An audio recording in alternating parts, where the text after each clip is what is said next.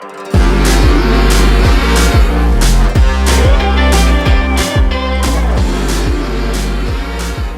right, my renowned fam, welcome back to the Renowned Leadership Podcast. I am your amazing host. I am Stephen Morris, and today I am joined by a very special guest all the way from Australia, Miss Katrina McKinnon. Did I get it right? McKinnon? Yes, thank you very much, Stephen, and thank you for having me. I'm looking forward to our conversation. Yeah, absolutely. I'm actually really excited about this conversation because Katrina is an e-commerce expert. And real quick, before we even get started, Katrina, go ahead and give us your resume real quick, if you would. Oh, okay. Well, from the e-commerce perspective, I've been involved with e-commerce for 20 years. We actually built one of the very first e-commerce stores in Australia. And I've got some fun stories about that. But nowadays, I run a business called copysmiths.com, and we create content mainly for e-commerce stores to help them create brand awareness and growth. Okay. And so what is it about e-commerce that really sparked your interest from the get-go? Well, it's a funny thing. It really started years and years and years ago. We sold gazebos. Now, gazebos are portable market stalls. So in American parlance, they're those like little tents that you have at the markets, the fresh food markets. In Australia, we call them gazebos, portable gazebos. And I was working with a camping store, and I was running, I was building their business, their online business, and I was selling their camping gear on behalf of them. And I thought, this is very interesting. And we were making, this was probably 10 years ago, and we were making $40,000 a month for that client of ours. We'd taken them from scratch and then got to $40,000. And I thought, well, you know what, I could do this myself. And so we chose a particular product. We chose the dumbest product that you could possibly choose. If you wrote a list of the worst possible product to sell online, the list would be sell something really tall and wide. Sell something that's very heavy, that's made of metal. Sell something that you put up in the wind, that the wind catches and breaks. Sell something that doesn't fit into a parcel. Sell something very expensive, and that's what the gazebos were. But we sold those gazebos for, I don't know, maybe 8 years. And this little house that I'm sitting in was bought off the back of those gazebos because it was a drop shipping model.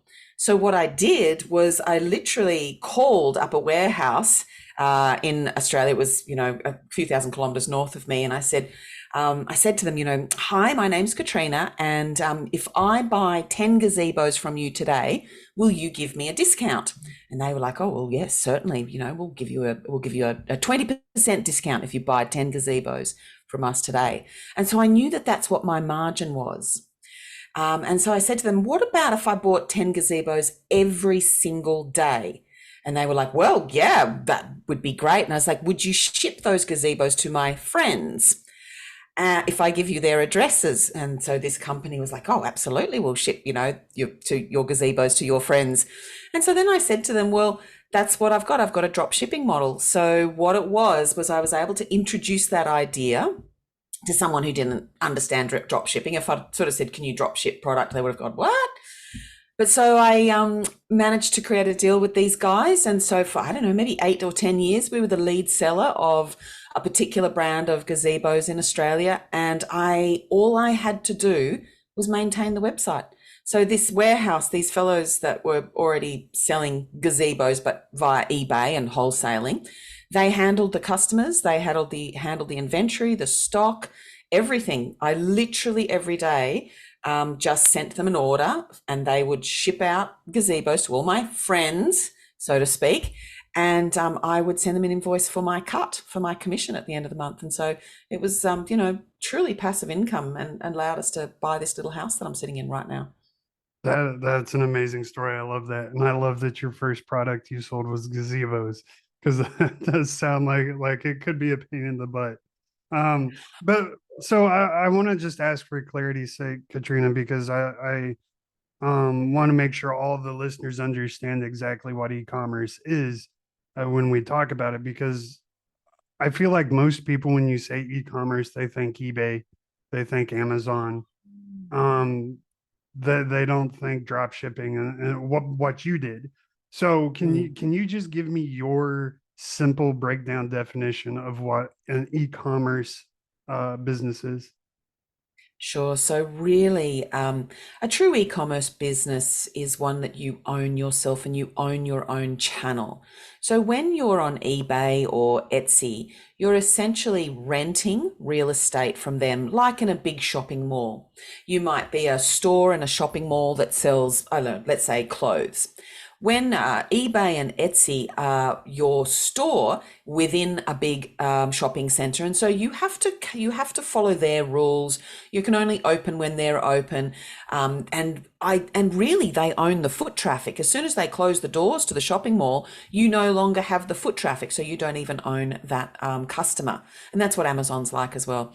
Whereas your own e-commerce store, which can be on the Shopify platform or big commerce platforms, that is your own stall on the main street of your town.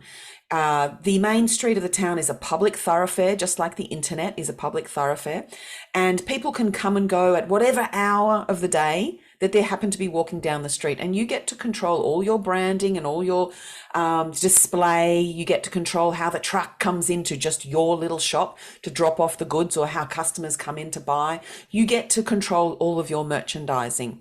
Whereas, which means that the way you display your products in your shop window, because you're on the main street of your town. Whereas businesses, shopping malls like eBay and Etsy and Amazon, they control the entire audience experience. They literally can dictate, well, you have to have a red for sale sign today. Otherwise, we won't let people walk past your store and buy from you. If you don't put up a red for sale sign like everyone else in the entire mall, in the complex, then you're not allowed to participate in these sales. So e-commerce really is just selling goods. You can sell physical products like t-shirts or pens. You can sell digital products like marketing templates, and you can also sell training. So you can sell live webinars or live training or video recordings of training. So there's a huge range of things that come under the e-commerce banner, but typically they are divided into either physical products or digital products. That is possibly the best explanation of it that I've ever heard. I don't know if you've bottled that and sold it yet, but you definitely should. That should be one of your products, Very because kind of you. that was an amazing explanation. And I love, so I love your explanation. I also love the way you described your first e-commerce store, because one of the big things I wanted to talk about is I'm big on personal development and professional development, self-develop, all of that. And part of that is financial. And everybody's like, oh, I don't want my entire life to be about money, which is fine. I understand, but I got bad news. The world revolves around money. You got to have money to live. You got to have money to do things. So, you know, especially with consumer debt being where it is. I don't know how it is in Australia, but in the United States, last I looked, and that was a long time ago, the average consumer debt was $40,000 per person, which is insane. Yeah. Um, so I mean, when I'm working with people, it's like, okay, we got to get some of this debt gone so you can at least breathe and start using your money to build yourself. And one of the things that I often recommend is an e-commerce store, because it is such passive income, or it can be, if you do it right, it can be very passive income. It can be part-time income, or I have friends that make millions of dollars just off their e-commerce shops, and they Yeah. do very, very well for themselves. And so, what do you, why do you think people are so resistant to the idea? Because almost I've never actually had a client be like, oh yeah, e-commerce, that's a good idea. Never once have I had them say that to me. Why are people so resistant to it?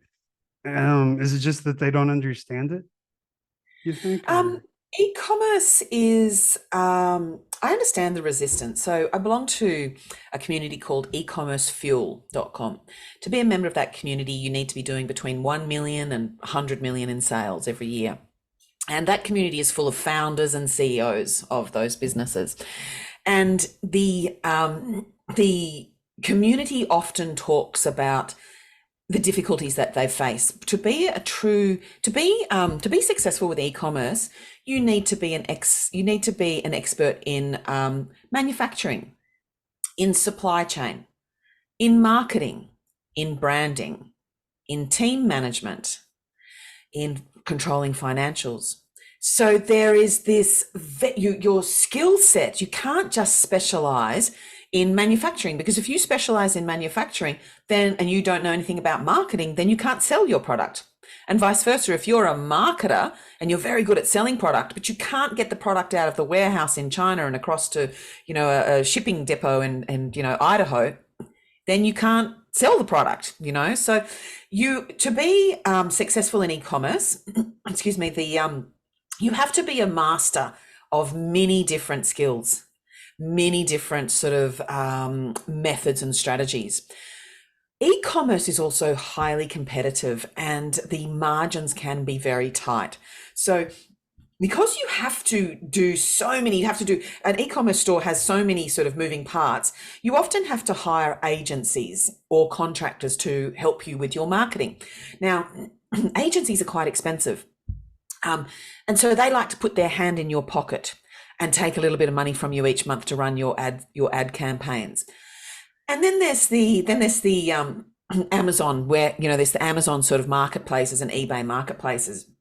They also like to put their hand in your pocket and take a commission for using their marketplace. Otherwise, you don't get any traction with an audience.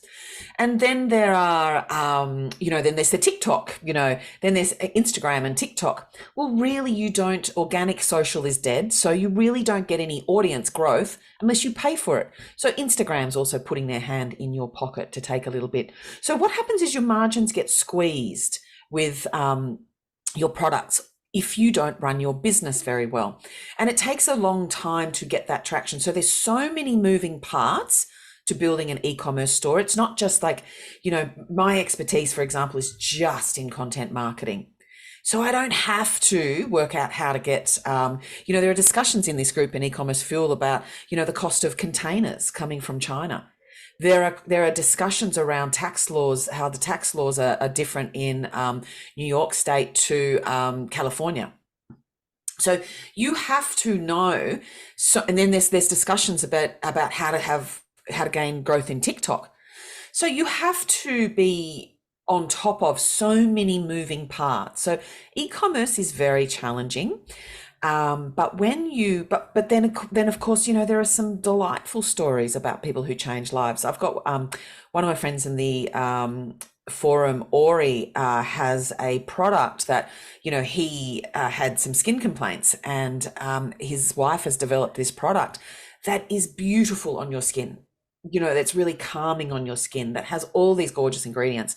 And so he is helping people. He knows that his product is changing people's lives. So there's another product, Emu Joy is another one, where people with psoriasis or other skin conditions, it is literally one of the only oils that they can use on their skin to stop it from, wanting to just scratch your skin off. And so there are wonderful products that people produce. And there's also fun things. So there's one fellow in our community, he's doing, 100 million plus a year at the moment, and he sells mini katana pens. So a katana sword, and it's just a pen, and he sells them via TikTok. And so, that's fun, right? So there's all these different, and then some of the e-commerce stores will have a social mission. So we have another member of the community who sells jewelry online and is very, very successful with jewelry, 100 million a year plus. And his mission is to provide meals for children in India and Africa. And that's what he uses his funds for. So people will have a passion for the product. They'll have a passion for social good. They'll have a passion just in a particular area of maybe social media. They're very good at TikTok or videos on YouTube. But you still have to be able to manage all those moving parts, and profits can be very tight because everyone's putting their hands in your pocket. The economy, Google AdWords is built off the back of e-commerce. So, that's a probably $1 trillion company by now. Billions of dollars are made from AdWords, and that's all generated by the e-commerce industry. someone selling something online. And so that people are always putting their hands in your pocket. So it's exhausting. It is exhausting. I will admit that. Um, but it's also, I've found it's very liberating as well. Um, and I love that you were talking that you brought up those couple of small, or not small. I mean, if he's doing 100 million a year, that's far from small. But the katana swords, things like that. Um, I have a good friend that he started producing his own beard oil Yes. because he has this amazing luscious beard, and I'm sure you know who ZZ Top is. Yes. It's this big long ZZ Top beard. It looks amazing.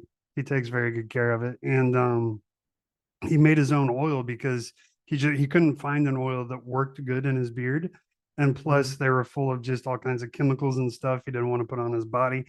And so he made his own, and then his barber was talking to him about it because he noticed there was a difference in his beard, and he told him about this oil he's making, and so his barber asked if he could sell it. And Yeah. so that one thing led to another. Now he's raking in, I want to say he did 30 million last year just off a simple beard That's it. oil that Yeah. he did Yeah. for himself initially, but then it's Yeah. like, oh, hey, this is a good idea. And I have another friend that made a online digital course to teach you Yes. how to make online digital courses. And he makes millions and millions of dollars just teaching people how to make online digital courses. I think where people get scared is within what you just said. Yes, it is a lot of work, it is a lot of moving parts, and it's a lot to learn. However, I think It's where not people, impossible. well, it's not impossible. And the way you described it, and I understand that, and most of my listeners, because they're entrepreneurs as well, they more than likely understood it as well. But I think what someone that doesn't delve in this pond, dip their toe in this pond, what they think is like, oh, I got to know all that stuff. I got to learn every single detail of that thing like overnight. That's not the case. Um, for me, it's been a very, very slow learning process of, Yeah. oh, I need to learn how to do this, or I need to hire someone to do this.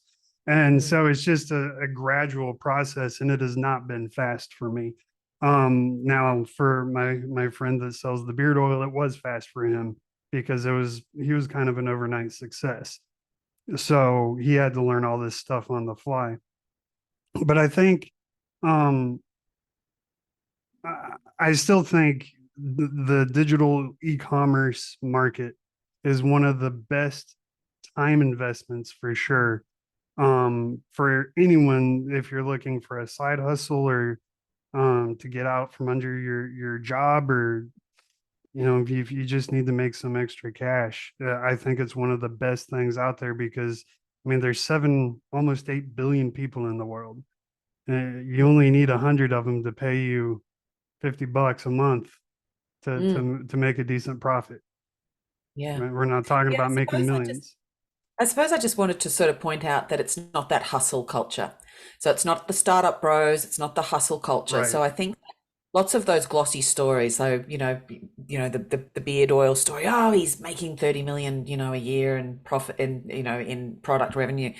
And I just want people to understand that it's hard work. Like there's a lot of competition, it's hard work, but it really, as you said, Stephen, it's just step by step. You can only eat an elephant one mouthful at a time. And so, you just have to bite off what you can in those moments, get that done, and then move forward. And it is entirely possible. There are millions of people doing it, but people give up because they see the hustle culture, they see these glossy stories, they see these instant overnight success stories, so to speak. But there's the journey and the adventure is, as with anything in life, it's full of doubt and it's full of missteps and it's full of sort of moments where you think, oh gosh, should I really keep going with this? Am I beating my head against a brick wall right now?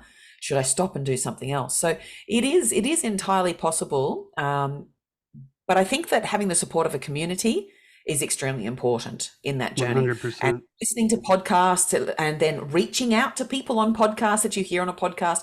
The amount of people that I've listened to on a podcast and just thought, oh, wow, that's such a cool story. I really like that. And I learned, and I just reach out on LinkedIn and say, hi, I loved that, what you said. And then sometimes that leads to where you can join a community or a mastermind group or some sort of cohort that shares those same problems. So within e-commerce fuel, we all have the same problems and we just speak about those problems, and someone's always got an answer, someone's always got an idea, so that you can then step forward. So I think that with any business, it's very helpful to have a cohort that you can speak with and share those problems and move forward. I agree 100%. And that's one of the first things I did. Um, the military taught me that you always need someone that's been there to Yeah. teach you, because when bullets are coming at your face, you don't want to learn the hard way. Um, No, it's a good so point. you always want to find mentors. So when it came to starting my own company, that's the first thing I did is I started seeking out people that have been there, done that. They played in the e-commerce online services space, and just to teach me. And some of Yeah. them I had to pay for, some of them I haven't. Um, but like you said, I found a community to belong to that I had to pay for. I found a cohort to join that I had to pay for. I also am a member of three different masterminds, all Yep. of which I had to pay for. And then I have these mentors that have become my friends, who I don't Mm. have to pay for anymore. Finally, thank God. But But you know what like, that paying for thing is as well? Like I heard someone else said this to me. Well, I actually, no, anyway, that paying for is paying for like a business partner, but without any strings attached. So if mhm, someone's considering, do I join a mentoring group or do I pay a mentor or a business coach, for example, you can think of that like paying a partner's salary, but they don't own any part of your business. There's no strings attached, and you can sack your partner at any time that you like, and then you can get a new partner with new skills and new contributions to your business. So if people can think of paying for those communities and the mastery sort of courses, mastermind courses that you're doing, and also business coaching. If you can think of it, if you can frame it as the best business partner that you'll never have, then it makes a lot of sense to outlay that money. that is a very interesting concept. I've never actually thought of that before, thought of it that way before. I always just looked at it as an investment, Yeah, with a, long-term rate of return. But yeah, I've never thought of it. You're yeah, hiring a business partner. Yeah, yeah. and that's exactly what it is. And another way, Stephen, to think about it, like I love these sort of stories to think about things because they just allow you to access different ways of thinking about the challenges as you move through in your sort of entrepreneurial journeys. I think of my brother told me this. He said, running a business is like being on a bus, but you're the bus driver and it's your bus. So you get to decide where the bus goes, you get to decide what the bus looks like, and you get to decide where the people sit, the passengers sit on the bus. The passengers that get on and off the bus have their different skills, but they will always get on the bus and they will always get off the bus at some point, which means that you can let staff go. So people come and go within your business, and just like maybe mentors that you pay, you can pay those people to come onto the bus and to go along on that journey with you. But at the end of the day, it's your bus and you're the bus driver, and you get to decide where you're going. Yeah, absolutely. And I've never had a problem paying people, because I've had quite a few people actually ask me for my help, and they're like, I can't pay you right now, but would really like your help. Mm. And I don't like doing that, No. because for me, and this is just for me, if I don't pay you, I'm not going to pay attention. Yeah.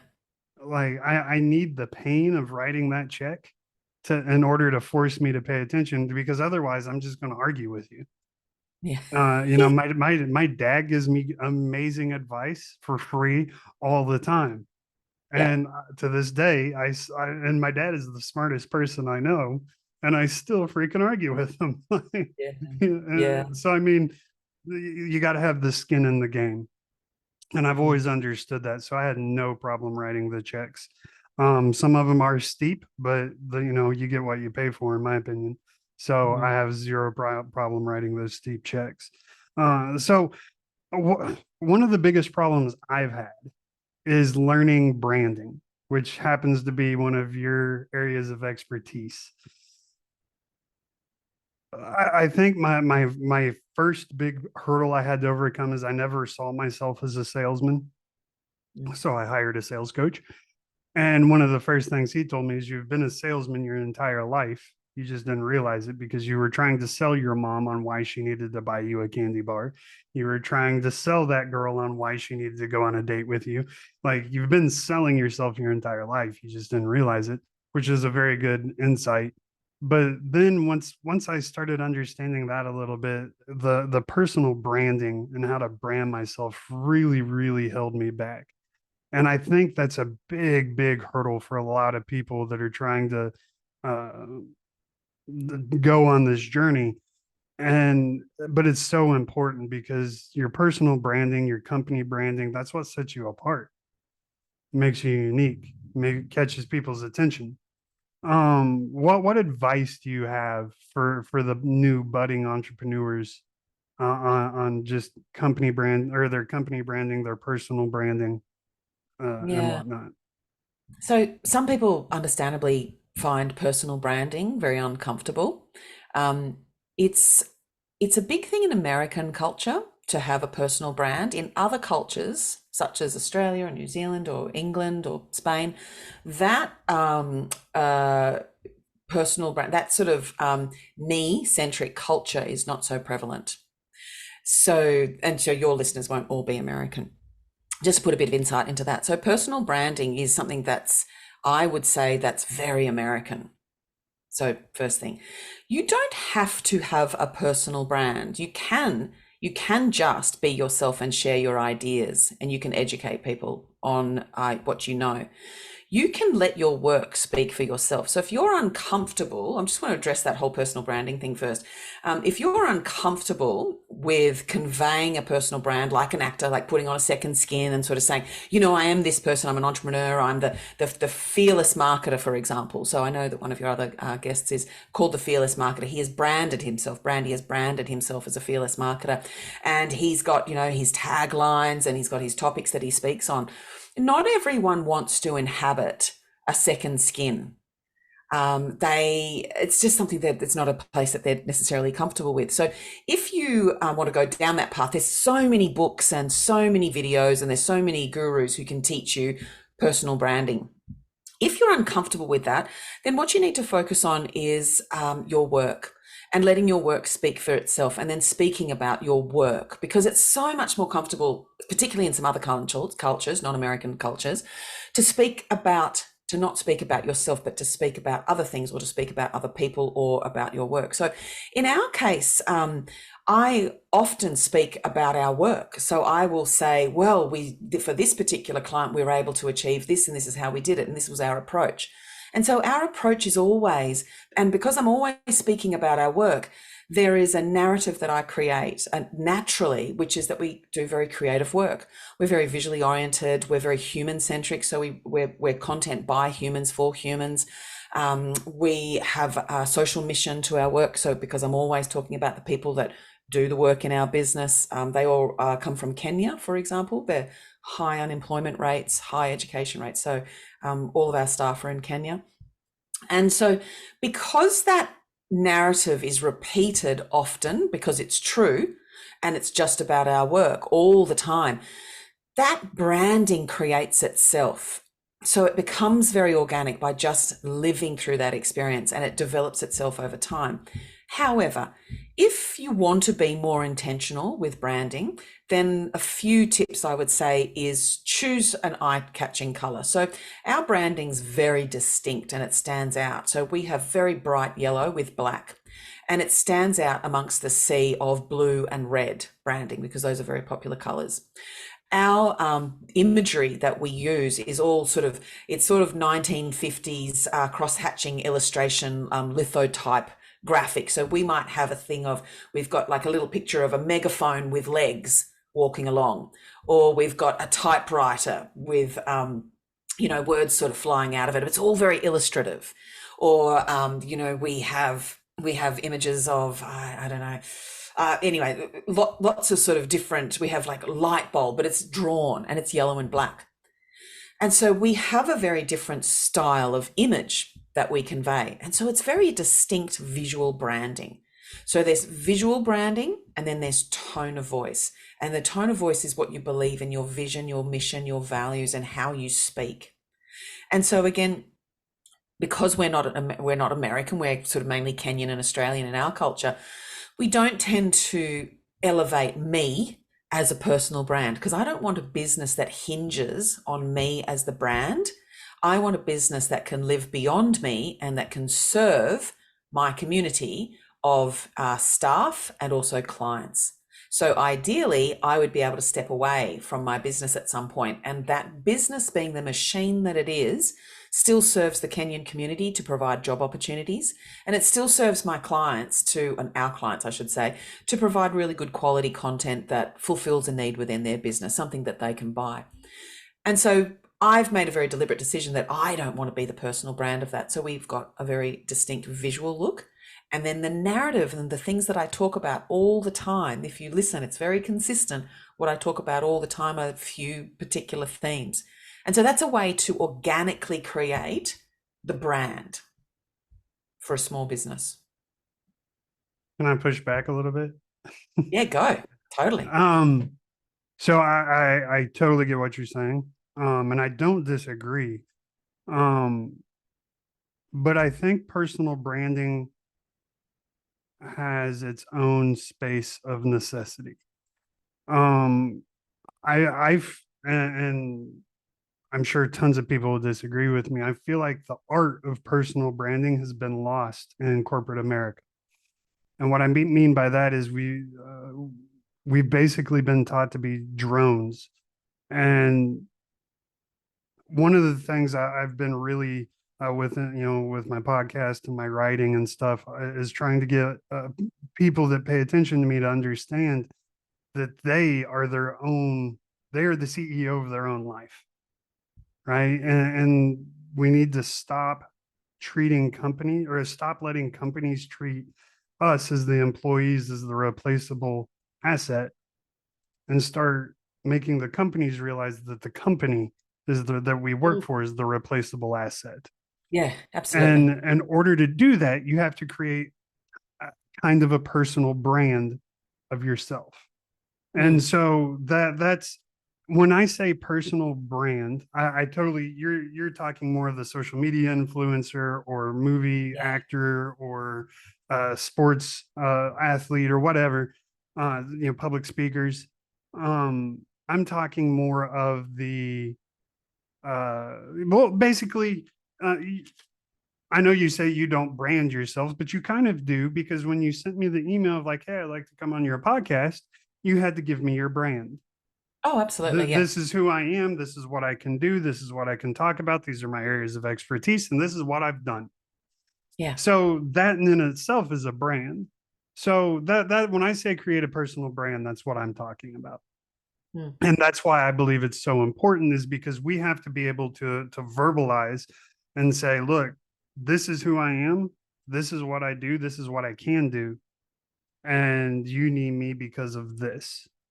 And I am not the face or the brand of my company. My company is its own brand. But at the same time, I'm a brand within my organization. Does that make sense? Yeah, but it evolves over time. So someone can't just front up and say, hey, this is me. I've got a very strong brand. I might have a stronger brand at the moment because I have experience and, many years in the e-commerce industry, and I talk on a very particular topic, and I'm a sort of guest speaker here and there. And so I have these things that I can list in my profile that helps me to get more opportunities. But I'm sort of talking about when you're starting out, when you're at the very, very beginning. And it's incredibly confusing because you think to yourself, well, what is my personal brand? I don't know what it is. And I'm just saying you can't fabricate it. You can't make it up out of thin air. You have to live that experience and live that journey. And so I would say as a starting point for people is let your work speak for yourself, and then your personal brand will evolve through that. Okay, that makes sense. I misunderstood you then. Yeah. I No, apologize for that. no, no, I didn't explain it very well. I'm a bit of a talker. Wasn't succinct enough. So you didn't tell me that all your employees live in Kenya. Yeah, yeah. Did you do that intentionally, or did that just kind of happen? Absolutely. Yeah, absolutely. So I'm very fortunate to live in Australia. I'm very fortunate to be, I'm very lucky to be born where I am and to be who I am and to have had the opportunities that I have had. And it's also, it can be very challenging to run a small business as well. It's very expensive, when we live Yes. in some of these countries. There's very high taxation, the cost of living is extremely high. And so to run a business is extremely difficult. So for many years, I ran a business in Australia, and I had 8 employees. And, I would walk into the office, I'd be out at a client meeting, and I'd come back and I'd go, oh, I just got that job. And I'd walk back into the office, and 7 faces would look up at me, and I would just go, oh my goodness, I have to feed all of you. Metaphorically, I had to pay their payroll every week. And I would think, oh my goodness, I don't have time to sit down. Quick, back out on the road and sell, bring more money into the business so that I could sell more to feed these 7 people. And so it gave me a great deal of gratification, but it's also very difficult to do because running a small business can be very costly in some countries. And so 30 years ago, I hired a fellow called Dennis in Russia, and he earned $300 a month. And I couldn't really tell anyone because, 20, 30 years ago, hiring just a random dude in Russia to work in my business, everyone was horrified. I mean, what if he hacks your computer? Why are you hiring the Russians? This sort of thing. And it was also a conversation around, but you're only paying him $300. He can't possibly afford to live a good life on $300. But because, people don't understand these things, they don't have this lived experience. Dennis was the richest person in his town. He bought a very flash, he was, paid me $300 US a month. He bought a very flash car. He had a gorgeous apartment. He traveled. He was very well paid at that time for the work that he did. And then I started hiring in the Philippines. For a long time, we ran an online training center, and we trained possibly 4,000 people in the art of learning how to work online, because I could see that there were so many people who wanted to support their families. They want to send their children to school. They just want to pay for a bit of, health insurance, and they just could not get access to jobs locally. And yet the internet was opening up. And this was about 15 years ago. And I knew that I was able to create a profitable business because I could afford to hire, very talented people. And at the time, it was around US $600 a month to hire someone. This is about 15 years ago in the Philippines.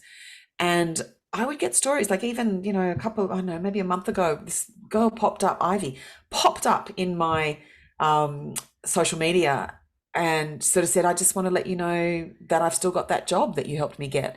The training that you gave me 6 years ago, I still have that job. I still work for that employer, and I now send my child to a really good school. And so that is an amazing, that's like those, it's not sometimes the big wins in business or life. It's sometimes those little tiny touches that makes you think, well, this is good. And so fast forward to now, a few years ago, there was a fellow that I found on Upwork named John, and he was a mechanical engineer.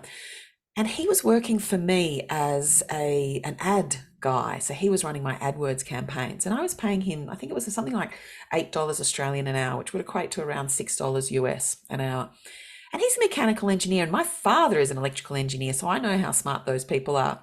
And I said to John, and I know what their education's like, their, tertiary degrees. And I said to John, I just don't understand why you're working for me. Why on earth are you, an electrical engineer, so much smarter than me, far more accomplished in your career? Why are you running my ad campaign for, the equivalent of $6 an hour. And he said, well, because I just bought my mother a block of land, and there's no work in Kenya, in Nairobi. And so I could not understand that someone with a tertiary education could be so unemployed. And so I just started looking into it. So we started literally advertising in their local newspapers, paper newspapers, because they didn't have access to Upwork at the time. It's quite hard for them to get access to Upwork because of various ID issues, which we can go into another time. But and now so fast forward to today, and my team are all from Kenya. At one point, we had 60 writers working for us. They're all in Kenya. I'm the administrator for a Facebook group of 35,000 people who are all freelancers in Kenya. And the unemployment rate is extraordinarily high. At the moment, there's a flood on passports. People are trying to get out of the country just so that they can get work. Their education levels are incredibly high. Most of the millennials have a tertiary education, and English is their first language. Because they were a British colonial rule for so long, they're all English speaking. In order to get into university, you have to have A levels in English. You can't get, a degree without exceptional English skills. So we hire and we pay 2 to 3 times the monthly wage in order to help these people move up, because we know that that money gets trickled down. To send someone to an exceptional private school in Nairobi is $150 a month. Whereas, in Australia or America, it's thousands of dollars a Right. month. So it's a very easy way for our clients to have an enormous impact in another part of the world, and to have an economy that, certainly there are advantages for your own business for hiring very affordable people in your business, but they're the trickle down effect back into those families and their lives, and the fact that they educate their children. Medical insurance in Kenya is around $30 to $60 a month for private hospital care.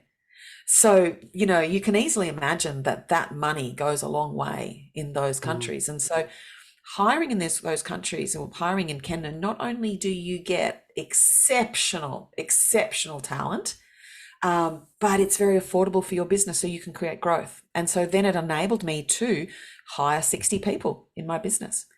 So the impact that you can have is considerable. But so for anyone who's interested, if you just go to Facebook and search for Remarkable Freelancers of Africa, you'll come across this group, and we welcome employers at any time. And I don't think I mentioned, but to hire a full-time writer in Kenya is about $600 a month.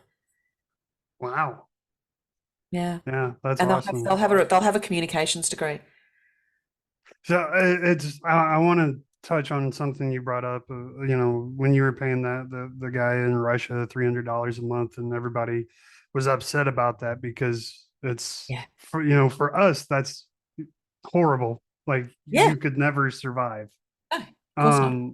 When I lived in Poland for a while, Mm. and I was a government employee, so I was getting paid an American salary while living in Poland, and I would get paid on the first and the 15th of every month.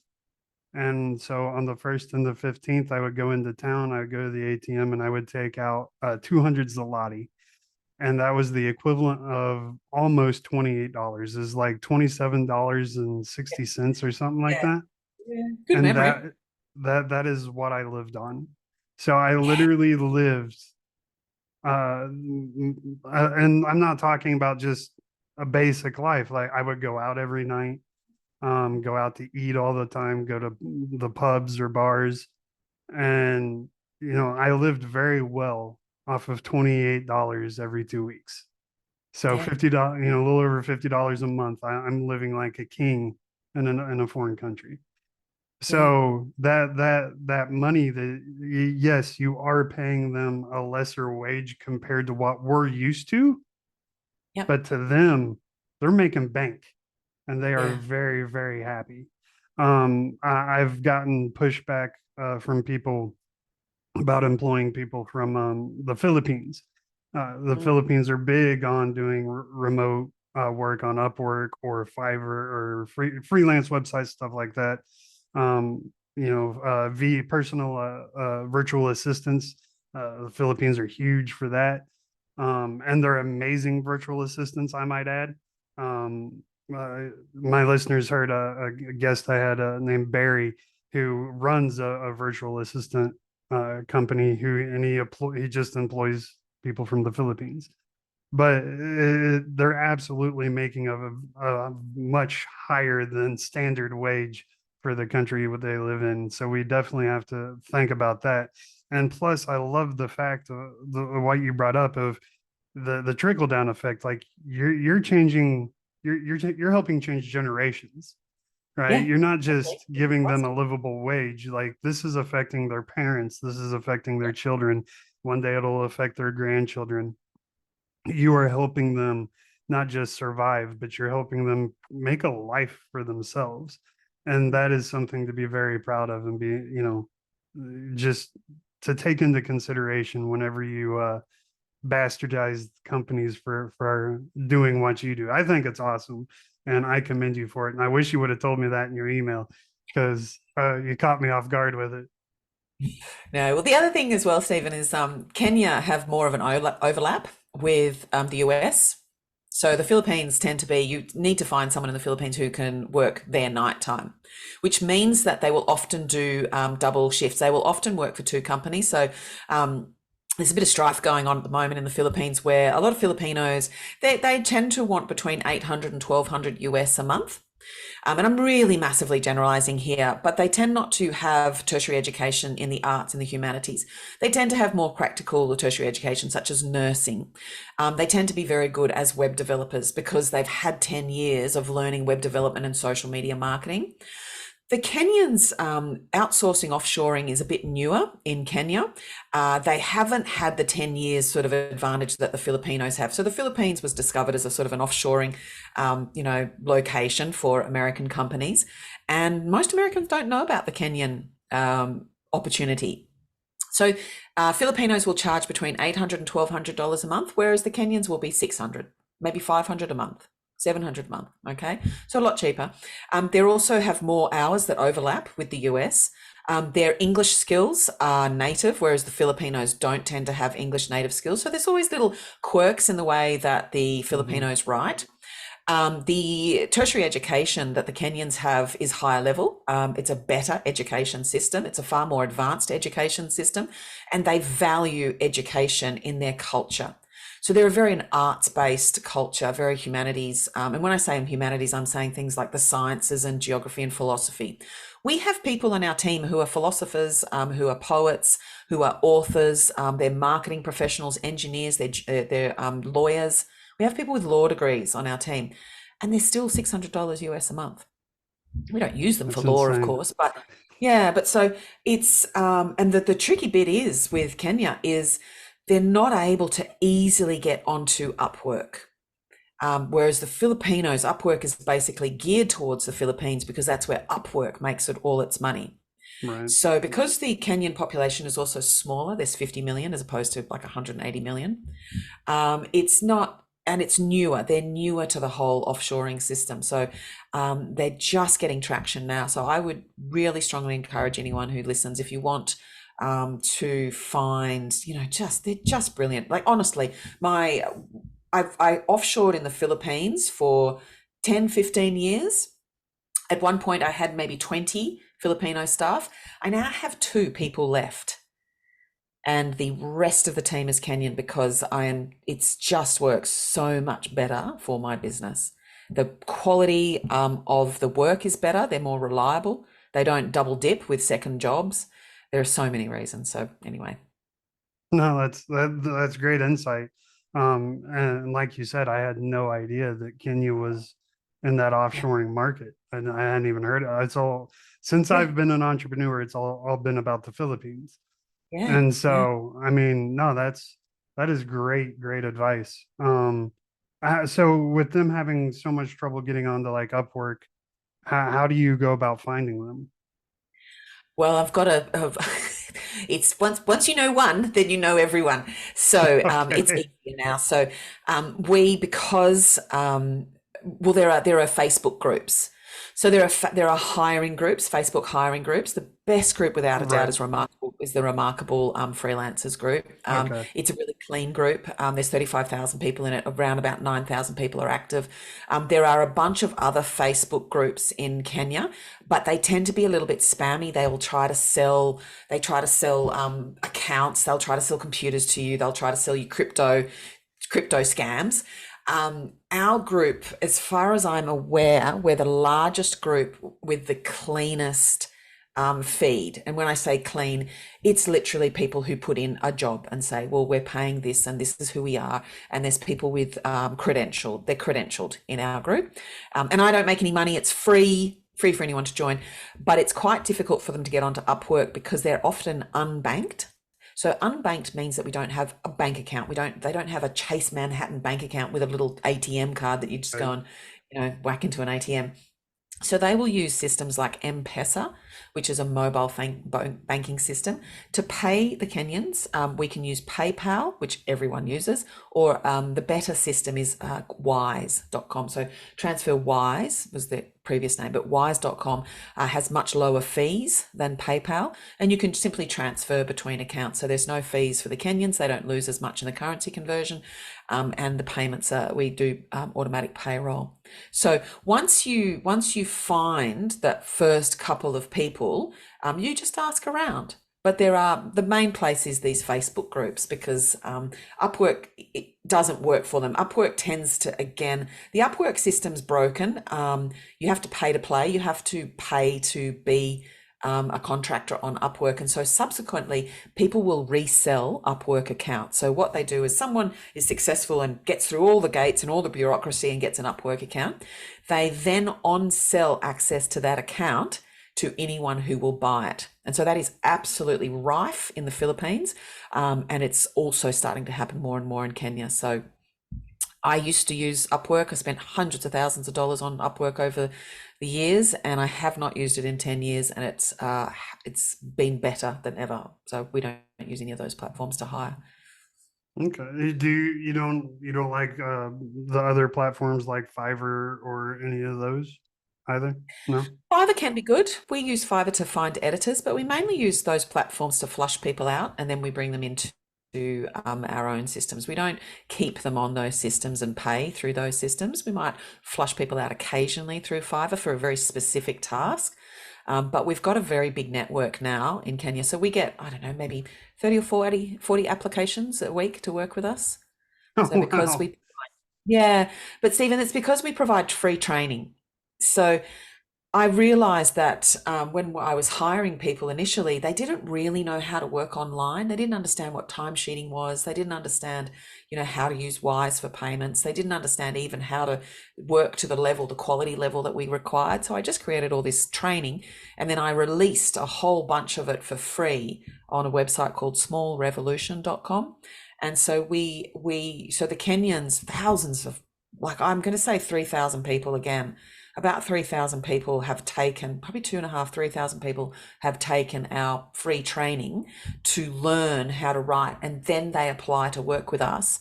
And because they've already taken this free training, like, they're halfway into the team, if you know what I mean. Like, when Right. they'd get into the team, I'd then spend a month training them. And I thought, stuff it. I'll give them the training for free. So at least when they start, they're on the front foot and they can start working immediately and be valuable. And it doesn't matter if they use our training to go and find work elsewhere, because eventually they come back to us anyway. So I want to switch gears a little bit, if you don't mind. Yeah, sure. Um, one of the things I know that's very important to you, and you said it earlier, your content is by humans for humans. And what you meant is that the AI has no place in it. Sort of. Uh, sort of. Can you elaborate? So ChatGPT is to writers what Photoshop is to graphic designers. Hmm. So in 1989, we had bromide machines that it was a $10,000 machine. It would take a negative plate, and you would hand draw your logo. You would take a photo of it. You would get a negative. You would send it off to the publishing company to get a logo produced. Graphic designers weren't, you couldn't fall over them in the street. They weren't everywhere. To get a logo produced was thousands of dollars. Photoshop came along, cost $895, or you just pirated it, and suddenly you could make a logo very easily, very quickly. Fast forward to today, and you can get a $10 logo that someone has created, that someone spun out of Photoshop. That $10 logo doesn't mean it's any good. It's the McDonald's of the food world. It fills a temporary gap, but you would never want to live off it. So you would never want to have your branding based on a $10 logo that someone produced in Photoshop. So Photoshop was a tool that allowed a particular segment of the industry to flourish very quickly and to mass produce things at scale. ChatGPT is the same thing, but for writers and for the marketing and the sort of the written communication industry. So it's the same thing for the marketing industry. In the wrong hands, so ChatGPT, and there are people doing this all over the place. I love it. I'm part of some of these groups and I watch them. They spin out 1,000 articles in a matter of minutes, and they're thrilled, and they publish it and they put it on the website. But they fail to recognize that Google doesn't want to eat its own dog food. The AI models do not want to eat their own dog food. There's no point. There's no point coming around and reading the content, ingesting the content that they produced out of their machine. So they're going to ignore that content. There's no way that a branding agency would use one of its $10 logos for its own branding, because it's cheap, it's mass produced, and it's only suited for a very quick, purpose. So we see thousands of these articles being produced all the time. So ChatGPT and these tools, they have a place in terms of, we use them for ideation. We will use them. Sometimes our clients have very complex products with lots of different specifications, lots of different widths and heights and materials and composites and different features, very complex products. We can get both of those. We get ChatGPT to ingest, to review both of those products. And we say to it, tell me what the differences are, point out the 3 or 4 major differences. And it does it like that within the blink of an eye. So rather than the reader, our writer, I beg your pardon, rather than our writer having to really read both of those product specifications, complex things, ChatGPT can at least start pointing them in a direction. But we don't use it to write our articles because it's very reductive in nature. There's all these sorts of reasons. It's actually a terrible writer because of the way the technology operates. It's a letter guessing machine. So ChatGPT and these AI tools absolutely have a place, just like Photoshop has a place with an exceptionally talented, creative, brilliant graphic designer. A brilliant graphic designer producing the most recognizable logos in the world uses Photoshop. And it's commonplace now, whereas hardcore, back in the 1990s, people were like, oh no, I must hand draw the logo. The kerning has to be just right on the typography. And they would hand kern the typeset, whereas now Photoshop can do it for you. ChatGPT is the same. Everyone's jumping onto it. They're going to produce all this cheap garbage that floods the internet, but it's like McDonald's. It doesn't sustain you, and it doesn't create for a healthy brand. So one of the big things I hear people are worried about is, eventually ChatGPT is gonna, get rid of all the content writers and whatnot. So you don't think it's gonna go that route at all? No, Because I'm like you. That's how I use it as well. I write my own material and then I put it into ChatGPT, and it's like, flush this out for me. yeah, It's basically my editor. yeah, And then I get perfect. yeah. So I mean, to me, it's an amazing tool. It helps me with writer's block. It helps me Yeah, break things down, and just like you said, massive amounts of information that I would take me hours to do. yeah. But you don't see it in the near future getting rid of writers altogether. It's caused a lot of problems in the industry because the content mills were mainly low paid writers from the Philippines or wherever who used to use these AI tools to just produce all the content mill junk, very low quality content. And, organizations like Jasper and Scale.ai, they are AI businesses that produce AI generated content at scale. They've had massive layoffs. The only reason why you have massive layoffs is because you're not getting the business. You're not getting clients to use your product. And so again, they're seeing a contraction in the market because people are turning away from their tool and they're turning towards ChatGPT and some other cheaper tools, which can do the same quality work for, much more affordably. But then I'm also seeing, for example, there's two things. We've had clients who approach us now to fix their AI content. And the second thing is that something else rippling through the affiliate industry in particular, where the affiliate industry writes content and sells a product on behalf of another seller. So puts an Amazon link in and you buy. So if I was selling toothbrushes, I'd write an article about toothbrushes and I'd put a link to Amazon and I make money from selling that product via Amazon. So the affiliate sellers are the first cases cropped up where someone's AdSense account has been banned. So, and for the quality of the content. So Google has never said that they're going to ban or penalize anything that's AI generated, but they can certainly peg your website that you've just made 1,000 articles for that talks about selling toothbrushes. They can certainly just remove you from the AdSense program because they'll just say, well, this the quality of the content's not good. So they're not penalizing you in the organic search results, but they'll just remove you from those programs and your ability to make money. So the first case of that just came through a couple of weeks ago. And I think that that's what's going to happen is that Google won't penalize businesses that have AI content, but they'll just simply ignore that content. There's no point in Google or these AI tools, these LLMs, large language models. There's no point. Their crawl budgets are massive. Their consumption of electricity is massive. So in the last few years, they have reduced their crawl budgets, which means the amount of energy and time they expend on reading someone's website, that's all been reduced. There is no reason for them to crawl or read an article of content that they wrote. They already know that. Right. It's nothing new. No information gain. Also, Google can remove, and I don't remember exactly. I read an article a couple of weeks ago about it, but Google can basically remove you from the SEO search. So you're not even, you type in, you type in renowned leadership into Google and my company pops up.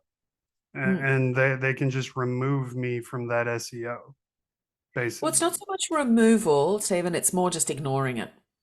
So you just won't rank. Okay, yeah.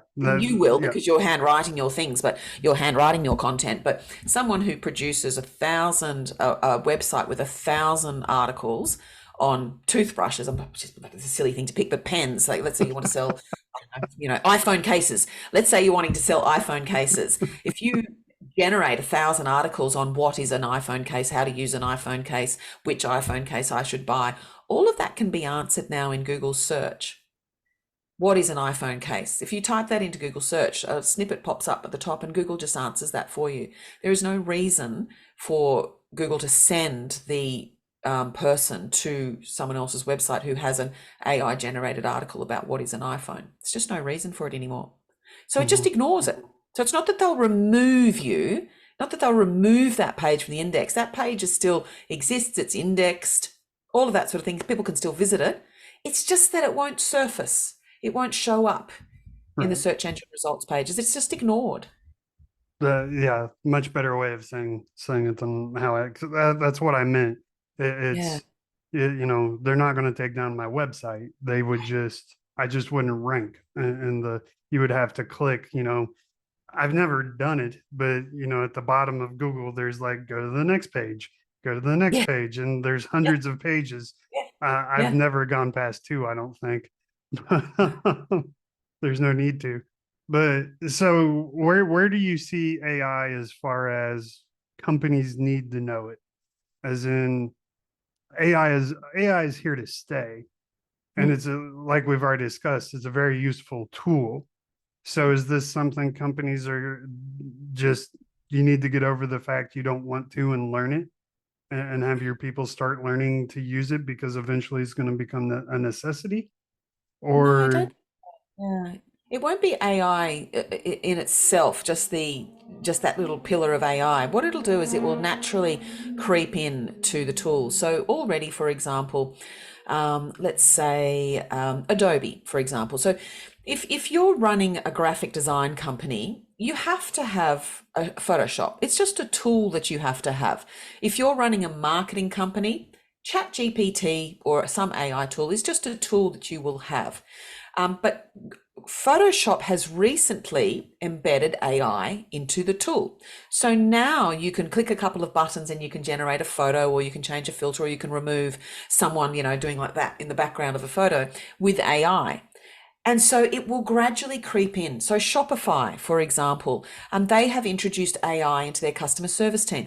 AI will just gradually creep into all the tools and all the businesses and everything that we know and love and we use right now. There's nothing that I think that businesses have to do.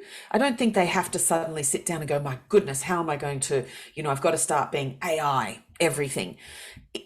The big tools that they currently use, like Google Docs, if you use Google Docs or Microsoft Word, there is now a button in Google Docs in some accounts where you can press a button that says, write this for me. So Mhm. those things are just going to generally get rolled out, and it will become natural. It'll be, digital natives will just start using these tools very naturally, and there will be some very specific use cases for AI tools that aren't rolled out into all the big tools. You might have your own AI scraper that just exists on your own website to delve into your standard operating procedures because you've got a very big company with thousands of employees. You might develop your own internal AI systems, like developing your own custom Photoshop because you do a particular type of retouching. You might have your own custom Photoshop. So there will be those cases, but I don't think anyone needs to rush out and sort of think, oh my gosh, I don't want to get left behind. You're not going to get left behind because AI is just going to gradually get added to everything that we use. It'll just all creep in just very naturally. Okay. I absolutely love the AI tools that I have at my disposal. Yeah, Just they're great because fun. they take so much of the work off my plate for me. Not necessarily take the work off my plate, they just make my work much, much faster. Yeah. So, absolutely love it. But so Katrina, we're running out of time.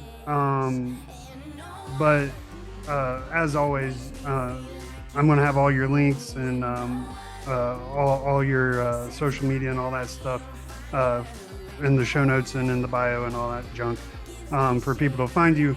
But real quick, just go ahead and verbally shout it out there where people can find you, get a hold of you if they want to hear you talk or get you on their podcast or even take one of your courses. Stephen, thanks so much for having me. It's always a pleasure to talk about my absolute favourite topic, and thank you so much for the space to do that. If people want to reach out to me, best place is just LinkedIn. Just search for me, Katrina McKinnon, on LinkedIn, and they can also come to copysmiths.com. Okay, that's awesome. And of course, like I said, all the links will be in the bio. Katrina, thank you so much for joining me. All my guests, before they bounce, they have I say it's an honor. Some of them get mad at me because I put them on the spot, but it is what it is. They all have the honor of giving the final piece of wisdom. And the final question is, what advice do you have for the listeners to lead their lives like champions? Don't overthink anything, just move forward. Your brain will catch up with you. So if you're feeling anxious about something, if you're worried about something, if you're just frozen on something, don't worry about it. Just move forward, start the work. Your brain will catch up. That is great advice. I am a horrible overthinker. I like to analyze every single detail of every single thing that I do. And that is something I've had to almost literally beat out of my brain. Yeah. Especially being an entrepreneur, that's a very, very bad thing. Yeah. So again, Katrina, thank you so much. You've been a real treat and blessing listening to just all the wisdom you have about the e-commerce space, AI, and marketing as well, or branding. Thank you so much. Thanks for listening. Absolutely. All right, everybody, that's going to wrap it up for this week's episode of the Renowned Leadership Podcast. I thank you so much for joining us. She is Katrina McKinnon, and I am your amazing host, Stephen Morris. I appreciate you listening. I will see y'all next week. And in the meantime, don't forget, lead like a champion. Goodbye, everybody.